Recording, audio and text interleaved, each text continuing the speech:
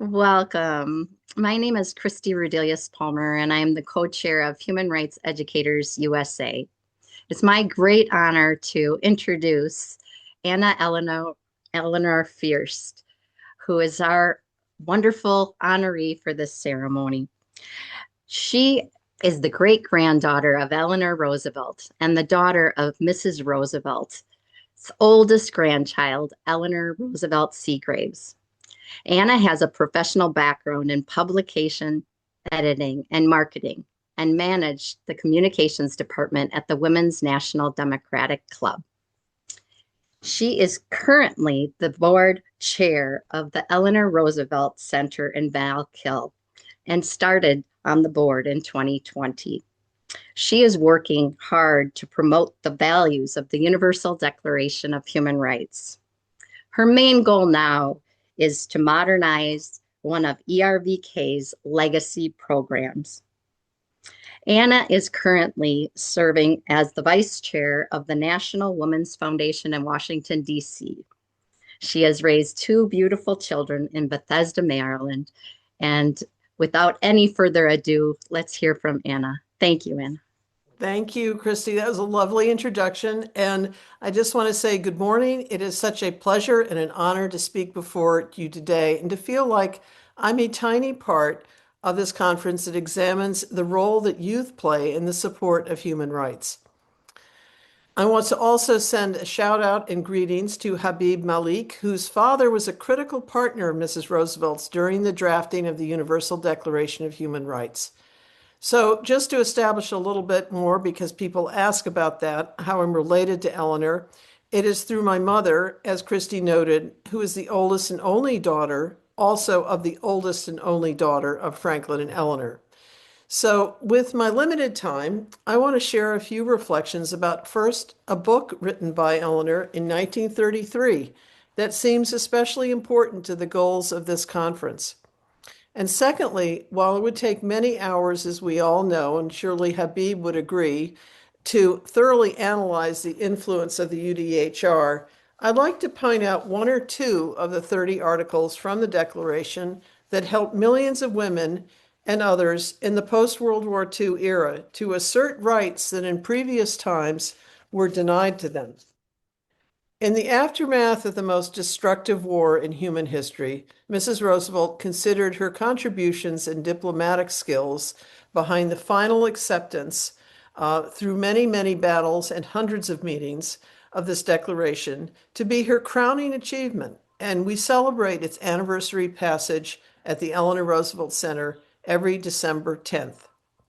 So to get back to the book I've just mentioned, in 1933, Eleanor became a very reluctant First Lady. Well, why was that? Well, she was unhappy about giving up the relative independence she enjoyed when she was merely the First Lady of New York.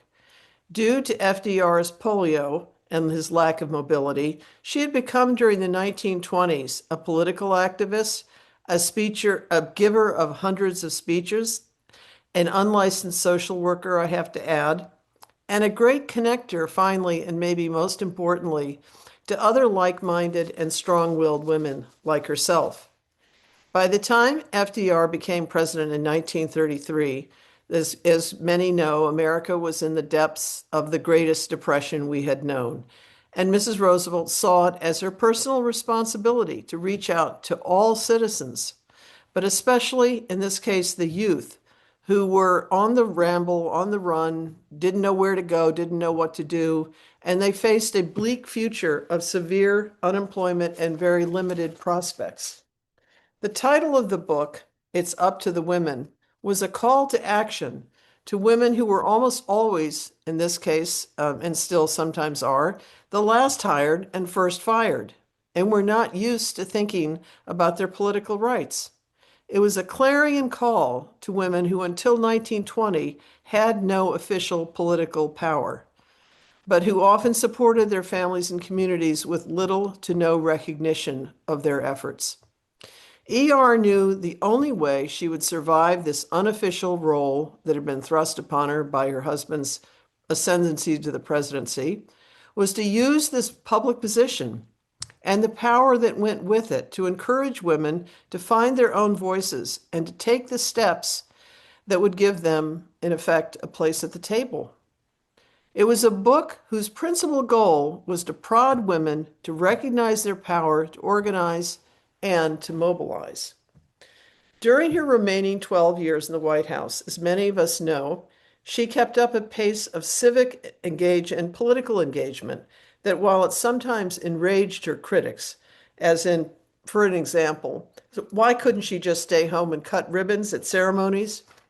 It also made her probably the most memorable First Lady of the century. Before I conclude, I want to mention a few things about the creation of the Universal Declaration that often go unremarked and unappreciated. Again, it's about the role of the few women that had positions of influence. Though women were only about, shockingly, we think now, about 3% of the total delegate count that were there during the early formative year or two. This is late 1940s, that formative period for the United Nations. It was women, especially women from, interestingly, South Asian and South American countries, that spoke out for feminist concerns with the loudest voices. Women from those countries most of the time did not yet have the right to vote. American and British women were by this time a little bit, no, we have the right to vote. We kind of got it all in the bag now. And they were less focused. It's very interesting on gender-related concerns. It was an Indian woman, for example, who insisted, and this has gotten to be actually kind of a famous story, that the word human beings be inserted and used in the preamble to the UDHR, which Charles Malik wrote, by the way. And instead of saying men, as in all men are created equal, she said to Mrs. Roosevelt, quote, "In my country, all men will be taken in a literal sense, not in a mankind sense." So lastly, I want to reflect for a moment on a poignant comment that came out of a recent webinar discussion I did with a Hunter College professor. She and I asked each other, what if we could, in effect, time travel back to 1948, what would we add or amend to one of the 30 articles of the Declaration?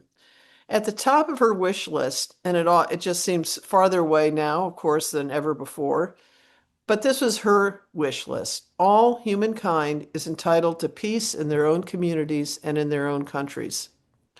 My own addition is that there is a stated commitment to the sharing of natural resources, because without more equal sharing, marginalized communities suffer even greater poverty. And back then, people didn't talk about or think about natural resources too much.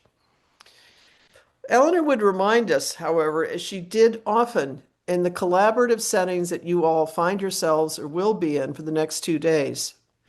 Nobody accomplished anything alone, she frequently said. If I may paraphrase one of her often cited, most oft-cited quotes, the courage to try to accomplish a goal is more exhilarating than fear.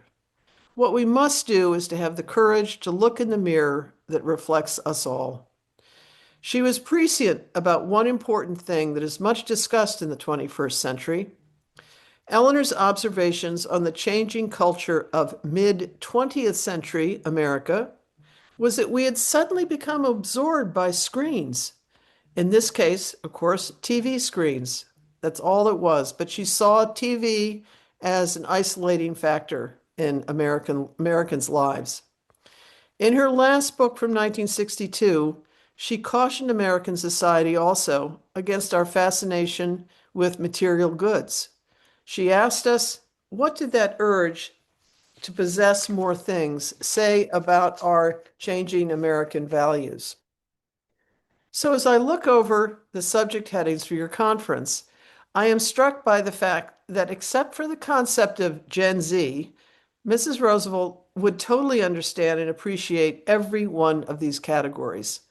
With her spirit and legacy in mind, I congratulate all of you for examining the values that drove her progressive actions through the course of her life.